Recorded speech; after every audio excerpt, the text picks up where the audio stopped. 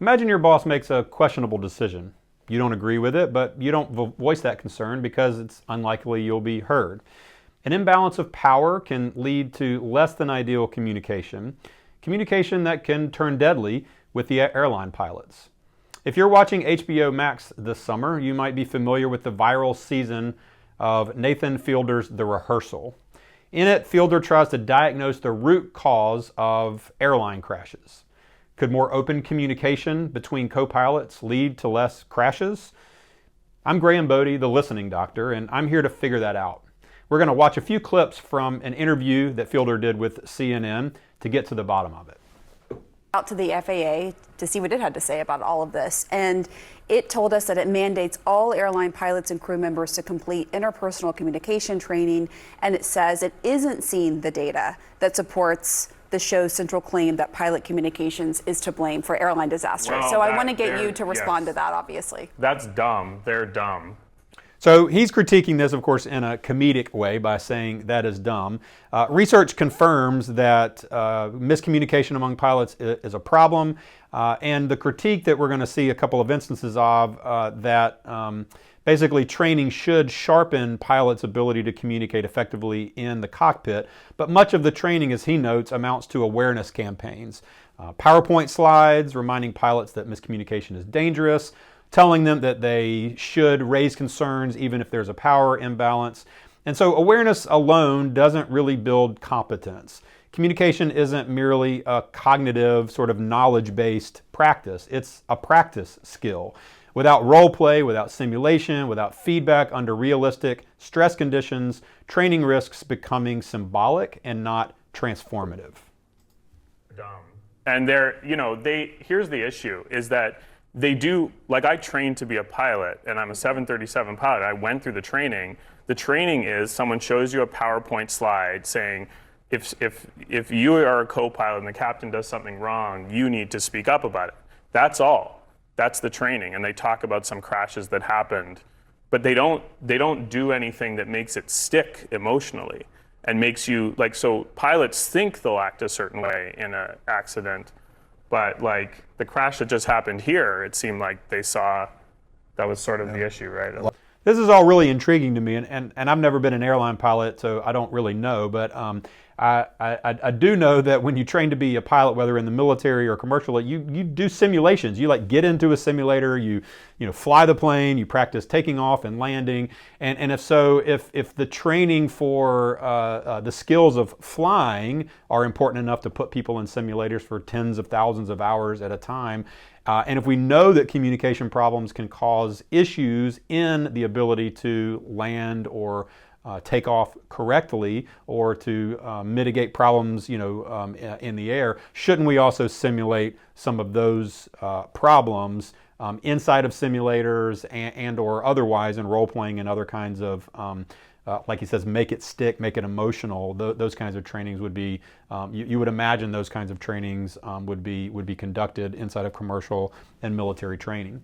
All right, so fast forward a little bit here. I'm going to show a dynamic that he tries to create between the two co-hosts. There's definitely, you know what I mean? Like, there's definitely stuff. I'm sure you guys, like, you brought up the analogy, but like, I'm sure Pamela, you don't say some things to Wolf, or because you're between you two.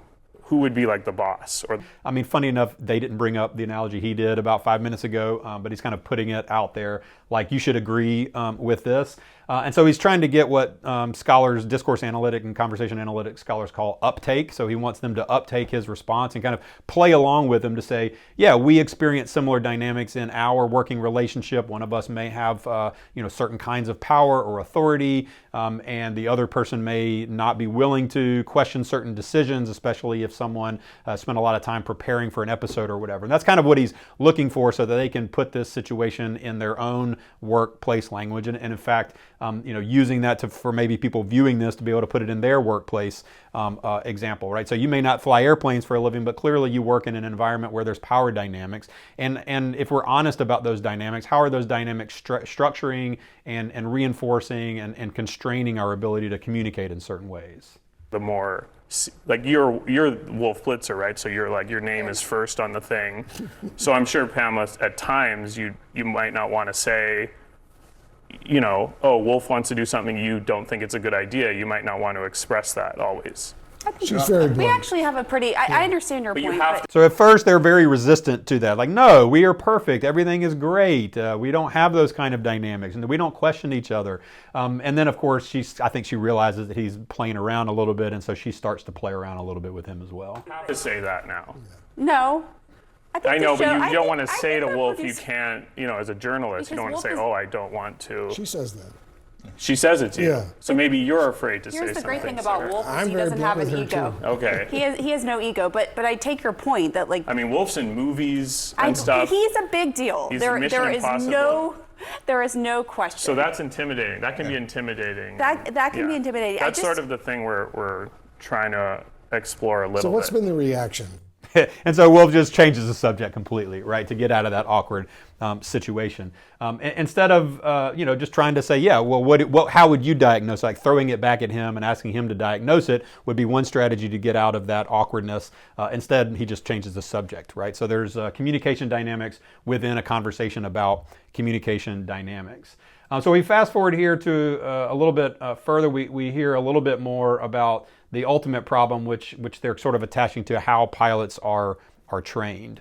More role-playing training. You said Oh, no question. in the rehearsal that you would actually propose that Yes. when you were in, and that they rejected it. So you Right. think there needs to be more. What do you make of the fact the FAA says, well, there isn't data? I mean, there isn't. So they're making a big deal out of this necessity of role playing, and there's research to back this up.